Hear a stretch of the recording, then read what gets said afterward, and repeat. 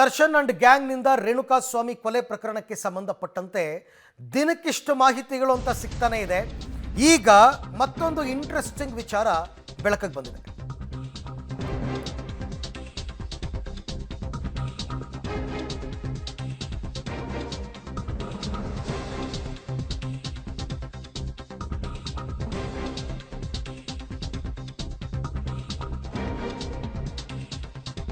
ದರ್ಶನ್ ಗ್ಯಾಂಗ್ನಿಂದ ರೇಣುಕಾಸ್ವಾಮಿ ಕೊಲೆ ಪ್ರಕರಣಕ್ಕೆ ಸಂಬಂಧಪಟ್ಟಂತೆ ಪ್ರಕರಣದ ಮತ್ತೊಂದು ಇಂಟ್ರೆಸ್ಟಿಂಗ್ ವಿಚಾರ ಬೆಳಕಿಗೆ ಬಂದಿದೆ. ಏನದು ಅಂದರೆ, ಕೊಲೆಯ ದಿನ ಅಂದರೆ ರೇಣುಕಾಸ್ವಾಮಿ ಕೊಲೆಯಾದ ದಿನ ಪಟ್ಟಣಗೆರೆಯಲ್ಲಿ ದರ್ಶನ್ಗೆ ಪ್ರಭಾವಿ ವ್ಯಕ್ತಿಯೊಬ್ಬರು ಭೇಟಿಯಾಗಿದ್ದರಂತೆ. ಬಂದ ತಕ್ಷಣ ಎಂದಿನಂತೆ ಅಣ್ಣ ಅಣ್ಣ ಅಂತ ದರ್ಶನ್ ಅವ್ರಿಗೆ ಕೈ ಕುಲುಕಿ ಮಾತನಾಡಿದ್ರಂತೆ. ಮತ್ತೆ ಸಿಗೋಣ ಅಂತ ನಗುತ್ತಲೇ ಅಲ್ಲಿಂದ ದರ್ಶನ್ ಹೊರಟಿದ್ದಾರೆ. ತನಿಖೆ ವೇಳೆ ಆ ವ್ಯಕ್ತಿ ಎದುರಿಗೆ ಸಿಕ್ಕಿ ಮಾತನಾಡಿರೋದು ಪತ್ತೆಯಾಗಿದೆ. ಸದ್ಯ ಆತನಿಂದಲೂ ಕೂಡ 164 ಸ್ಟೇಟ್ಮೆಂಟ್ ದಾಖಲಿಸಿಕೊಳ್ಳೋದಕ್ಕೆ ಸಿದ್ಧತೆಗಳು ನಡೀತಾ ಇದೆಯಂತೆ. ಪ್ರಭಾವಿ ವ್ಯಕ್ತಿ ಅದು ಮೀಟ್ ಮಾಡೋದು ಪಟ್ಟಣಗೆರೆಯಲ್ಲೇ.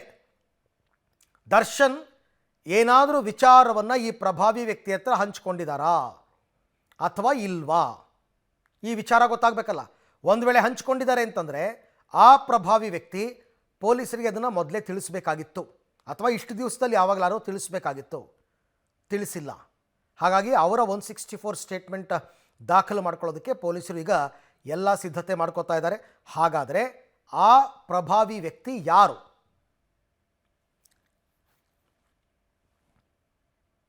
ಈ ಬಗ್ಗೆ ಮತ್ತಷ್ಟು ಮಾಹಿತಿ ನನ್ನ ಕೊಲೀಗ್ ಉಮೇಶ್ ಅವರಿಂದ ಪಡ್ಕೊಳ್ಳೋಣ. ಉಮೇಶ್, ಈಗ ರೇಣುಕಾಸ್ವಾಮಿ ಕೊಲೆಯಾದ ದಿನ ಪಟ್ಟಣಗೆರೆಗೆ ಆ ಪ್ರಭಾವಿ ವ್ಯಕ್ತಿ ಬಂದಿದ್ದು ಯಾಕೆ? ಆತನ ಜೊತೆ ದರ್ಶನ್ ಅವರಿಗೆ ಎಂತಹ ಸ್ನೇಹ ಇತ್ತು? ಈ ವಿಚಾರಗಳನ್ನೇನಾದರೂ ಅವರು ಆ ಪ್ರಭಾವಿ ವ್ಯಕ್ತಿಗೆ ತಿಳಿಸಿದ್ರ? ಈಗ 164 ಸ್ಟೇಟ್ಮೆಂಟ್ಗೆ ನೋಟಿಸ್ ಕೊಟ್ಟಿದ್ದಾರಾ, ಹೇಗೆ?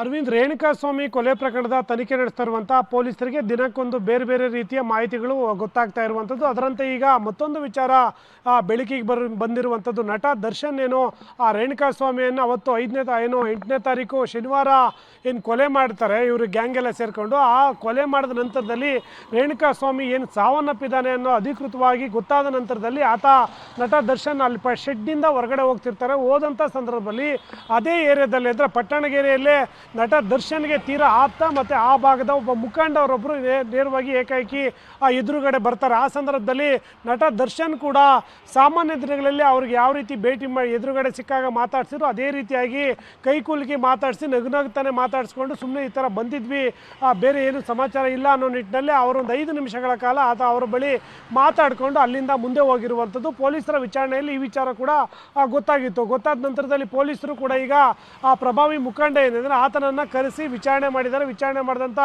ವೇಳೆಯಲ್ಲಿ ನಟ ದರ್ಶನ್ ಅವತ್ತು ನಿಮ್ಮನ್ನು ಭೇಟಿಯಾದಂಥ ವೇಳೆಯಲ್ಲಿ ಆ ರೇಣುಕಾಸ್ವಾಮಿ ಕೊಲೆ ಪ್ರಕರಣ ಸಂಬಂಧಪಟ್ಟಾಗ ಏನಾದರೂ ಮಾಹಿತಿ ನೀಡಿದ್ರೆ ಅಥವಾ ಆ ಸಂದರ್ಭದಲ್ಲಿ ಯಾರೆಲ್ಲ ಇದ್ರು, ಎಷ್ಟು ಗಂಟೆ ಸಮಯ ನೀವಿಬ್ಬರು ಮಾತಾಡಿದ್ರಿ ಅನ್ನೋ ನಿಟ್ಟಿನಲ್ಲಿ ವಿಚಾರಣೆ ಮಾಡಿದರೆ ಒಂದಷ್ಟು ಮಾಹಿತಿಗಳನ್ನು ಕೂಡ ಕಲೆಕ್ಟ್ ಮಾಡಿರುವಂಥದ್ದು. ಆ ಸಂದರ್ಭದಲ್ಲಿ ಆ ಪ್ರಭಾವಿ ಮುಖಂಡ ಕೂಡ ಆ ರೇಣುಕಾಸ್ವಾಮಿ ಕೊಲೆ ಪ್ರಕರಣದಲ್ಲಿ ದರ್ಶನ್ ಅರೆಸ್ಟ್ ಆಗೋ ತನಕ ನಮ್ದು ಯಾವುದೇ ರೀತಿಯ ಮಾಹಿತಿ ಇರಲಿಲ್ಲ, ಆಗಾಗ ಈ ಏರಿಯಾದಲ್ಲಿ ಸಿಗ್ತಾ ಇದ್ರು, ಅದೇನಂತೆ ಮೊನ್ನೆ ಕೂಡ ಸಿಗದಂಥ ಸಂದರ್ಭದಲ್ಲಿ ಎಂದಿನಂತೆ ಜನರಲ್ ಆಗಿ ಮಾತಾಡಿದ್ವಿ, ಆ ಸಂದರ್ಭದಲ್ಲಿ ಕೊಲೆ ಸಂಬಂಧಪಟ್ಟಾಗಿ ಯಾವುದೇ ರೀತಿಯ ಮಾಹಿತಿ ನೀಡಿಲ್ಲ ಅಂತೇಳಿ ಪೊಲೀಸರ ಬಳಿ ಹೇಳ್ಕೊಂಡಿರುವಂಥದ್ದು. ಪೊಲೀಸರ ಮಾಹಿತಿಯನ್ನು ಆ ಶೇಖರಣೆ ಈಗ ಸ್ಟೇಟ್ಮೆಂಟ್ ಪಡ್ಕೊಂಡು ಈಗ ಮುಂದುವರೆದ ಭಾಗವಾಗಿ 164 ಹೇಳಿಕೆ ನ್ಯಾಯಾಧೀಶರ ಮುಂದೆ ಅದನ್ನು ಕೂಡ ಮೆನ್ಷನ್ ಮಾಡೋದಕ್ಕೆ ಈಗ ಮುಂದಾಗಿದ್ದಾರೆ. ಈ ಪ್ರಕರಣದಲ್ಲಿ ದರ್ಶನ್ಗೆ ಯಾರೆಲ್ಲ ಆಪ್ತರಿರ್ತಾರೆ ಅವರೇ ಹಂತವಾಗಿ ಈ 164 ಹೇಳಿಕೆಗೆ ಸಿಗ್ತಾ ಇರುವಂಥದ್ದು ಇಲ್ಲಿ ಹೆಚ್ಚಾಗಿ ಕಾಣಿಸ್ತಾ ಇರುವಂಥದ್ದು. ಅದೇ ರೀತಿಯಾಗಿ ಈ ಮುಖಂಡ ಕೂಡ ಅವತ್ತು ಏನೆಲ್ಲ ಆಯಿತು, ದರ್ಶನ್ ಸಿಕ್ಕಿದಂಥ ವೇಳೆಯಲ್ಲಿ ಎಷ್ಟೊತ್ತಿಗೆ ಸಿಕ್ಕಿದ್ರು, ಈ ಎಲ್ಲ ಮಾಹಿತಿಗಳನ್ನು ಕೂಡ ಈಗ ಪೊಲೀಸರ ಮುಂದೆ ಹೇಳ್ಕೊಂಡಿರುವಂಥದ್ದು. ಓಕೆ ಉಮೇಶ್, ಹಾಗೆ ಸಂಪರ್ಕದಲ್ಲಿರಿ, ನಿಮ್ಮ ಜೊತೆ ನಾನು ಮತ್ತೆ ಮಾತನಾಡ್ತೀನಿ. ಸೊ ಈಗ ಸದ್ಯಕ್ಕೆ ಯಾರು ಆ ಪ್ರಭಾವಿ ವ್ಯಕ್ತಿ, ಆತನಿಂದ ಕೂಡ 164 ಸ್ಟೇಟ್ಮೆಂಟ್ ದಾಖಲಿಸಿಕೊಳ್ಳೋದಕ್ಕೆ ಸಿದ್ಧತೆ ಆಗ್ತಾ ಇದೆ. ಇನ್ನು ಈ ರೇಣುಕಾಸ್ವಾಮಿ ಹತ್ಯೆ ಕೇಸ್ನಲ್ಲಿ ದಿನಕ್ಕೊಂದು ಬೆಳವಣಿಗೆ ಆಗ್ತಾ ಇದೆ. ಪೊಲೀಸರ ಕೈ ಸೇರಿದೆ 13 ಆರೋಪಿಗಳ CDR. ಪವನ್, ರಾಘವೇಂದ್ರ, ಪವಿತ್ರ ಗೌಡ ಇವರ ಜೊತೆ ನಿರಂತರ ಸಂಪರ್ಕದಲ್ಲಿದ್ದರಂತೆ.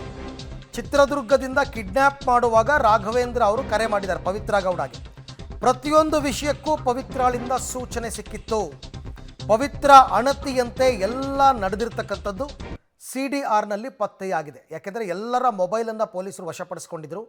ಆಮೇಲೆ ಎಲ್ಲರ ಮೊಬೈಲನ್ನು ಕೂಡ FSLಗೆ ಕಳಿಸಿದ್ರು ರಿಟ್ರೀವ್ ಮಾಡೋದಕ್ಕೆ. ಈಗ ರಿಟ್ರೀವ್ ಮಾಡಿದ್ದಾರೆ, ಅಂದರೆ ಕಾಲ್ ಡೀಟೇಲ್ಸ್ ಸಿಕ್ಕಿದೆ, ಯಾರು ಯಾರಿಗೆ ಎಷ್ಟು ಗಂಟೆನಲ್ಲಿ ಕರೆ ಮಾಡಿದರು. ಚಿತ್ರದುರ್ಗದಿಂದ ರೇಣುಕಾಸ್ವಾಮಿಯನ್ನು ಕರ್ಕೊಂಡು ಬರೋದಕ್ಕೆ ಶುರು ಮಾಡಿದಾಗಿಂದ ಕಂಟಿನ್ಯೂಸ್ ಆಗಿ ರಾಘವೇಂದ್ರ ಪವಿತ್ರ ಗೌಡಗೆ ಕಾಲ್ ಮಾಡ್ತಾ ಇದ್ರಂತೆ. ಅದು ಗೊತ್ತಾಗಿದೆ. ಎಲ್ಲವೂ ಪವಿತ್ರ ಗೌಡ ಅಣತಿಯಂತೆಯೇ ನಡೆದಿದೆಯಂತೆ. ಅಲ್ಲಿಗೆ ಮಾಸ್ಟರ್ ಮೈಂಡ್ ಪವಿತ್ರ ಗೌಡನೇ, ನೋ ಡೌಟ್. ಅದಕ್ಕೆ ಪ್ರಕರಣದಲ್ಲಿ ಪೊಲೀಸರು ಆಕೆಯನ್ನು ಆರೋಪಿ ನಂಬರ್ 1 A1 ಅಂತ ಹಾಕಿರೋದು. ಸುಮ್ಮನೆ ಮಾಡಿರೋದಲ್ಲ ಇದು. ಪ್ರತಿಯೊಂದು ಈಕೆಯ ಡೈರೆಕ್ಷನ್ಸಲ್ಲೇ ನಡೀತಾ ಇತ್ತು. ಕರ್ಕೊಂಡು ಬರೋದ್ರಿಂದ ಅದೇನೋ ಒಂದು ಫೇಕ್ ಅಕೌಂಟ್ ಓಪನ್ ಮಾಡಿ, ಅದು ಈಕೆದೇ ಐಡಿಯಾ ಅಂತೆ. ಫೇಕ್ ಅಕೌಂಟ್ ಮುಖಾಂತರ ರೇಣುಕಾಸ್ವಾಮಿ ಜೊತೆ ವಿಶ್ವಾಸ ಗಳಿಸಿ ಅವನ ವೇರೆ ಬೌಟ್ಸ್ ತಿಳ್ಕೊಂಡು ಎಲ್ಲ ಐಡಿಯಾ ಪವಿತ್ರ ಗೌಡ್ರದ್ದೇ.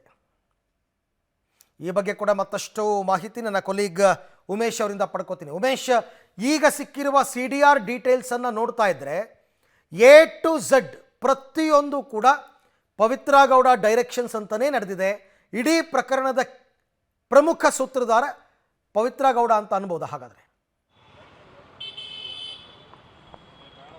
ಅರವಿಂದ್, ಈಗ 13 ಜನ ಆರೋಪಿಗಳ CDR ಕೂಡ ಪೊಲೀಸರ ಕೈ ಸೇರಿರುವಂಥದ್ದು. ಆ CDR ಪರಿಶೀಲನೆ ಮಾಡಿದಂಥ ವೇಳೆಯಲ್ಲಿ ಪವಿತ್ರ ಗೌಡಳೆ ಈ ಕಿಡ್ನಾಪ್ನ ಕಿಂಗ್ ಪಿನ್ ಅನ್ನೋ ಮಾಹಿತಿ ಈಗ ಗೊತ್ತಾಗ್ತಾ ಇರುವಂಥದ್ದು. ಅದರಲ್ಲಿ ಪ್ರಮುಖವಾಗಿ ಪವನ್ ಏನಿದ್ದಾನೆ, ಅವ್ರ ಮನೆಯಲ್ಲಿ ಕೆಲಸ ಮಾಡುವಂಥ ಆತ ಪವನ್ ಮತ್ತು ರಾಘವೇಂದ್ರ ಪವಿತ್ರ ಗೌಡ, ಈ 3 ಜನರ ನಡುವೆ ಸಾಕಷ್ಟು ಕಾನ್ವರ್ಜೇಷನ್, ಅಂದರೆ ಇವರಿಬ್ಬರು ಫೋನಲ್ಲಿ ಮಾತಾಡಿರುವಂಥದ್ದು, ನಿರಂತರವಾಗಿ ಆ ಕಿಡ್ನಾಪ್ ಸಂದರ್ಭದಲ್ಲಿ ಮಾತಾಡಿರೋದ್ರ ಬಗ್ಗೆ ಈಗ ಪೊಲೀಸರಿಗೆ ಮಾಹಿತಿ ಸಿಕ್ಕಿರುವಂಥದ್ದು.